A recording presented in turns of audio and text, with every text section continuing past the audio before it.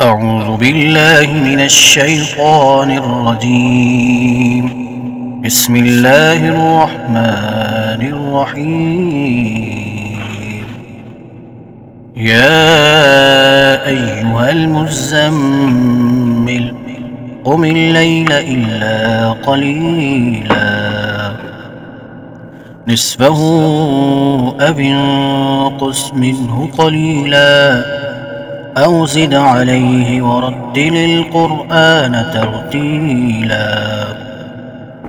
إنا سنلقي عليك قولا ثقيلا إن ناشئة الليل هي أشد وطئا وأقوم قيلا إن لك في النهار سبحا طويلا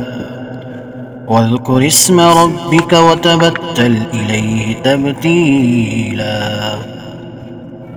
رب المشرق والمغرب لا إله إلا هو فاتخذه وكيلا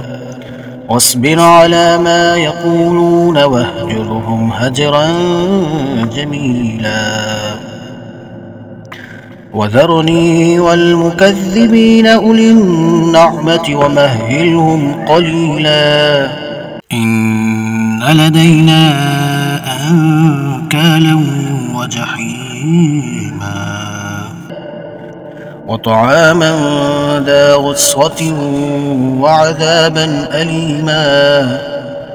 يوم ترجف الأرض والجبال وكانت الجبال كثيبا مهيلا إنا أرسلنا إليكم رسولا شاهدا عليكم كما أرسلنا إلى فرعون رسولا فعصى فرعون الرسول فأخذناه أخذا وبيلا فكيف تتقون إن كفرتم يوما يجعل الولدان شيبا السماء منفطر به كان وعده مفعولا إن هذه تذكرة فمن شاء اتخذ إلى ربه سبيلا إن ربك يعلم أنك تقوم أدنى من ثلثي الليل ونصفه وثلثه وطائفة من الذين معك والله يقدر الليل والنهار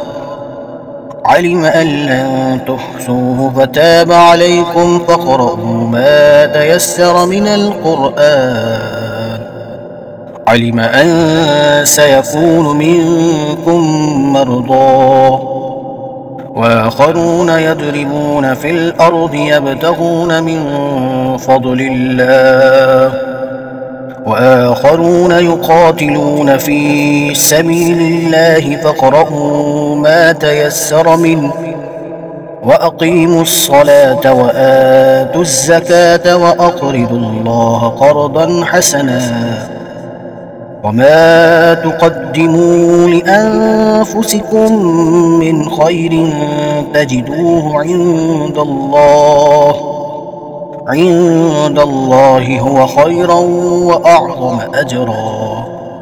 واستغفروا الله إن الله غفور رحيم.